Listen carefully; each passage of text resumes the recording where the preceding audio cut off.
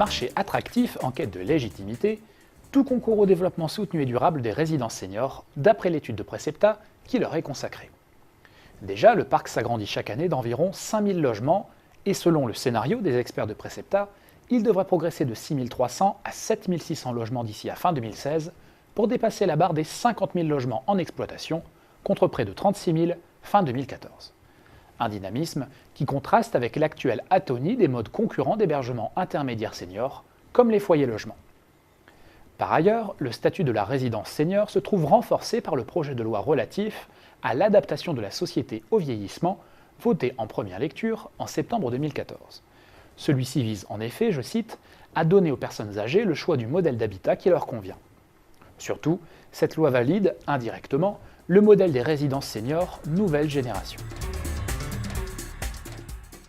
La résidence senior est aussi une alternative crédible aux domiciles historiques comme l'EHPAD ou le foyer logement. Une alternative dans les phases de mobilité choisies.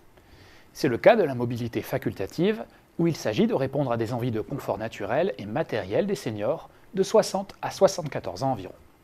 C'est le cas aussi de la mobilité préventive, qui fait écho à une volonté de rompre son isolement, de renouer un lien social, mais aussi un besoin de sécurité matérielle et physique. Autre élément favorable au développement du marché, les résidences seniors nouvelle génération sont en phase avec la solvabilité des seniors. Un retraité touche en moyenne une pension d'environ 1 300 € par mois. Or, le premier prix est de 550 € par mois pour se loger dans les résidences seniors nouvelle génération, tout à la carte, et de 900 € dans celles avec un socle de service. À titre de comparaison, le loyer mensuel tout compris est d'au moins 2 000 € dans les résidences seniors ancienne génération en syndic de copropriété. La réussite actuelle des résidences seniors repose en réalité sur 3 facteurs décisifs. Le premier, c'est l'équilibre entre dynamique immobilière et pérennisation de l'exploitation.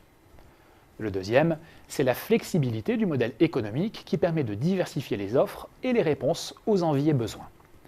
Le troisième, c'est un concept pertinent d'habitat individuel regroupé et adapté.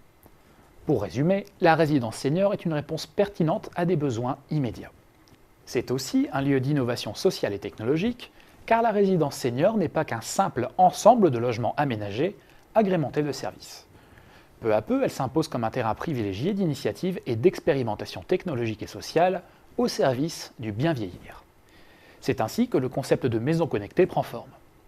Citons également les différentes initiatives en matière de cohabitation intergénérationnelle ou encore d'ouverture des résidences à des tiers. Les experts de Precepta décryptent d'ailleurs dans cette étude les projets et positionnements différenciés d'opérateurs, mais aussi d'exploitants de résidences seniors.